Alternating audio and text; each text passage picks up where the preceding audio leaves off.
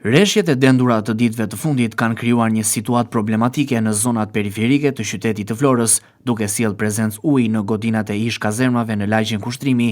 Në këto godina të braktisura strehohen rreth 5 familje, të cilat pas ngritjes së nivelit të ujit janë detyruar të braktisin ambientet e dëmtuara, duke mbetur në qiell të hapur. Sasia e ujit është futur në dhomat ku jetonin familjet, duke dëmtuar orenditë e pakta shtëpiake që kishin. Sipas banorëve, kushtet ishin të vështira edhe për parashirave, por situata aktuale është kthyer në të papërballueshme.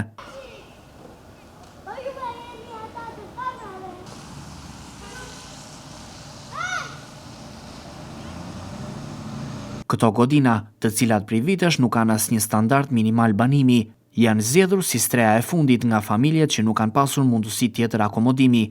Para se të vendoseshin këtu, ato kanë jetuar në godinën e ish shtëpisë oficerave, ndërsa largimi prej andej i ka detyruar të kërkojnë vetë një zgjidhje të përkohshme. Bashkia e Vlorës sipas banorëve u ka ofruar mundësinë e strehimit në kabinat në zonën e plazhit të vjetër, por këto familje kanë refuzuar për shkak të kushteve që i konsideruan të papërshtatshme për jetesë të përhershme, sidomos për fëmijët. Si rezultat, ato janë vetë sistemuar në ish kazermat, të cilat u përmbytën gjatë orëve të fundit. Familjet shprehin shqetësim të madh për shëndetin e fëmijëve dhe rrezikun e përhapjes së infeksioneve, pasi uji i ndotur ka pushtuar ambientet ku ata flinin dhe ushqeshin. Situata e tyre rëndohet edhe më shumë nga varfëria ekstreme dhe mungesa e mjeteve minimale të jetesës. Banorët kërkojnë ndërhyrje urgjente nga institucionet dhe një zgjidhje dinjitoze dhe të qëndrueshme për strehimin e tyre, pasi moti i keq pritet të vazhdojë edhe në ditët në vijim.